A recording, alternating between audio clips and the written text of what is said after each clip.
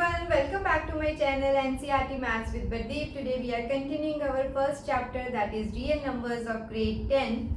Today's topic is fundamental theorem of arithmetic. Okay, so let's see what is this. Every composite number can be expressed or factorized as a product of primes, and this factorization is unique apart from the order in which the prime factor occurs. So what is the meaning of this? Again, this is similar to what we have done prime factorization. We know that prime factorization of any number means we will do the factorization of any number and the number can be expressed as a product of those prime numbers. So this is the prime factorization of a natural number is unique except for the order of its factors. So one and the same thing. Fundamental theorem of arithmetic says that whenever we factorize our any composite number, it can be expressed as a product of prime numbers. Okay, but the product of the prime numbers will be unique if we don't consider the order of the factors. Let's understand this. If I factorize 10, so how to factorize? I hope you all are familiar. So we'll start with 2, then it is 5, and then we'll divide this with 5 and 1. We will keep on multiplying till we get 1. So what are the factors of 10? This is 2 into 5 into 1. 1 is always optional. If we want, we can write. If we don't want, we can skip also. Or some students may do this, like the first they will divide with 5 and then with 2. Then also we will get same factors but in different order. Okay. So if I factorize 12, this means 2 6 are 12, then 2 3s are 6, then it will go in the table of 3. So this is 2 into 2 into 3. If I start with 3, then 3 4s are 12, then 2, then 2. So again 3 into 2 into 2. So we can see that factors are always same, only order is different, right? So this is what fundamental theorem of arithmetic says, that product of primes will always be unique if we don't consider the order. Okay, factors are same, their order can change depending upon the person who is solving it. Moreover, your teacher might have told you that whenever you need to factorize, start with 2 or start with the minimum number. So if we start with the minimum number or we write the factors in their ascending order, then this order will always be unique. Okay, so this is our fundamental theorem of arithmetic, same as prime factorization that you had done in your previous grades, that is for any composite number. I hope you remember what are composite numbers. Those numbers which goes in the table of other numbers also except for itself and 1. Because what are prime numbers? Prime numbers are those numbers which goes only in the table of 1 and itself. That means they don't have any other factors. So those numbers are prime number, but if they have factors other than them, then they are referred as composite number. So in this case, we are considering composite numbers. That means composite numbers can be expressed as a product of prime numbers, and this product will always be unique if we don't consider their order of factors, right? So I hope this is clear to you. Now let's see what are the different applications of this topic. So let's see what are the different applications of fundamental theorem of arithmetic. First is for any two positive integers a and b, HCF of a and b multiplied by LCM of a and b is equal to the product of two numbers. Means any two numbers are given to us and we can just multiply these numbers, find either HCF or LCM, whatever they have asked you, and then we can put these values in this formula and then find the remaining part. Means if HCF is known, we can find LCM. If LCM is known, we can find HCF. How to do that? Let's see an example. First of all, what is HCF? HCF, as I have already explained, highest common factor. When we are using prime factorization, smallest power of common factor, when we multiply them together, that will be our HCF. And in order to find LCM, this is greatest powers of all the prime factors. When we multiply them together, that will be LCM. So let's see. Find HCF and LCM of these two numbers by prime factorization. In this, we are not going to use our fundamental theorem of arithmetic, simply using prime factorization that you have done in your previous grades. So let's see, what are the factors of 6? So 6, we know that this is 2 and 3. Okay, so this is 2 multiplied by 3. Next number is 20. So let's factorize 20 also. Start with 2, this is 10. Then this is 5 and 1. So this is 2 into 2 into 5. So what is HCF of 6 and 20? So what we will do? We will find common factors in both. So we can see 2 is common in both these numbers. So we will write 2. Next 3 is the factor in 6, but we don't have 3 in this. 5 is here, but we don't have 5. So HCF of these numbers is only 2. Let's see how to find LCM. If I use this, HCF is smallest power of common factors. So let's write in this format. This is 2 raised to power 1, 3 raised to power 1. Here 2 raised to power 2 and 5 raised to power 1. So what we will do is, we will first of all we will see what are the common factors. So only 2 is the common factor, right? So we will write here 2, smallest power of common factor. Okay, so out of these two powers 1 and 2, which is a smaller number, that is 1. So we will write it 1 and answer is 2. So HCF is 2. If we have any other common factor, that also we will write in the product and write the minimum power. Clear? So what is LCM? That is greatest powers of all prime factors. So what we will do is, we will write all factors once, 2, 3 and 5. 2 is coming in both, but we will write it once. Okay. So 3 is only present in 1, 5 is also present in 1. So we will write all the factors first. Okay. Then for each prime factor, write the greatest powers. Okay. So here it is 1, here it is 2. So greatest power is 2. So I will write that. Here for 3, power is 1. We don't have 3 here. So 1 is the greatest power. Same is the case for 5. Now you will open them, solve it, and that will be your LCM.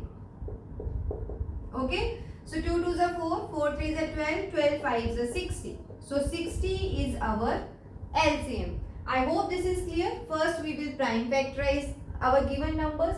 Then we will write as a product of the power of exponents. Okay. For finding HCF, we will find first common factor and then find the minimum value of common factor. We will write them as a product and that will be our HCF. For LCM, we will write all the prime factors in a product form and then highest power of each factor. Multiply them and find our LCM. So whatever formula that I have given, that also you can use. So till HCF of 6 and 20 equals to 2, that is till this step it will remain same. So now how to find LCM? So this is HCF of 6 into 20 multiplied by LCM of 6 into 20 should be equal to the product of given two numbers. Okay. So HCF we have already calculated, that is 2, and LCM we need to calculate. So now how to find LCM? We will take to other side and divide them. So LCM of 6, 20 is equal to 6 into 20 over 2. So simplify this. This is 3, 2 is a 6. 20 into 3 is 60. So we can see LCM is same in both the cases. So sometimes they will tell you to solve using prime factorization, then we will use this method. Sometimes they will tell you to use our formula, then we will use this method. So this is how we will find HCF and LCM of given two numbers. Now let's see the next application of this topic. So let's see our second application of this topic. This is a theory based question, that is mostly they will ask you to prove certain statements and we should use our fundamental theory of arithmetic to prove those things. Okay, so what is fundamental theory of arithmetic? That is for prime factorization of any composite numbers, the prime factors will always be unique irrespective of the order in which we will write the product. Suppose we need to prove that consider any number, such numbers will be given to you, that is 4 raised to power n, 7 raised to power n or any other number where n is a natural number. Check whether there is any value of n for which 4 raised to power n ends with digit 0. So since natural numbers can be so many numbers, so what we will do? Should we check for each value of n? Then we are not able to prove these things. Let's take one example. Suppose n is 1. 4 raised to power 4 means it will not end with 0, right? Let's take n as 2. 4 raised to power 2 is 16. Again, this is not ending with 0. N equals to 3. 4 raised to power 3. So 16 4 is 64. Again, not ending with 0 and so on. Okay, but we should not use this. We should use our concept of fundamental theory of arithmetic to prove these things. Let's see how to prove. For any number to end with 0, whatever condition is given to you, it should be divisible by 5. Why? Because any number which is ending with 0 will definitely go in the table of 5. For example, 10. So 2 into 5 means 5 should be a factor of 10. Suppose I am taking 100. Okay. So let's factorize 100. So this is 2, 50, 25, 5. So again 5 is there in the factors of 100. Okay. Suppose this is 60. Again if you factorize 60, this is 30, then this is 15, 3 and 5. This is 2 into 2 into 3 into 5. So we can see that any number which is ending with 0 will definitely have 5 as a prime factor. Clear? That means if any number is ending with 0, definitely that number is divisible by 5 or 5 is a prime factor of that number. So we have written this the same thing. That means if it ends with 0, it should be divisible by 5. So this means that prime factorization of 4 raised to power n would contain prime number 5. This I have already explained.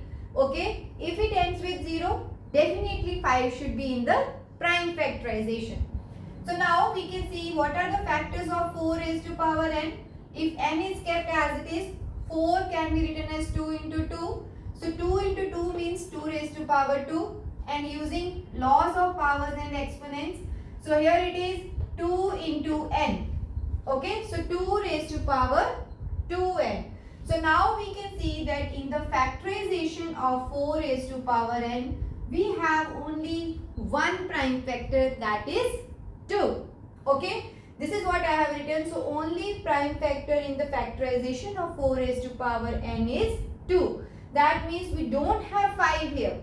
Okay, and now we will use our concept, that is according to fundamental theorem of arithmetic, there are no other prime factors in this. Means whatever factors we have written, irrespective of the way we are finding the factors, we will definitely have only those factors. If it is having only one factor, there is no other way in which we can get some other prime factor. Clear? So this means that there is no natural number in which 5 is there. Okay, so if 5 is not there, that means the number will not end with 0. So this is what we have proved. So there is no natural number n for which 4 raised to power n ends with digit 0. This is just a theory based question. You should follow these steps always. That is, for any number, if it is ending with 0, that means 5 should be a prime factor. Okay, if the number should be ending with 0, then it should be divisible by 5. That means in the prime factorization 5 should exist. Okay, then we have done factorization of 4 raised to power n, and we have seen only prime number possible is 2. Then we will justify our statement that according to fundamental theorem of arithmetic, there are no other prime numbers possible. Once we have done factorization, irrespective of the way you will use, you will definitely get the same factors, only order can change. Okay, if there is no 5 in this, that means there will never be any 5 in that. Okay, if there is no prime factor, that means there is no such value of n which should end with 0. Okay, so I hope this is clear. This is how you will solve these theory based questions by using the concept of fundamental theory of arithmetic. So this is all about this video. See you in my next video with the next topic of this chapter. Thank you.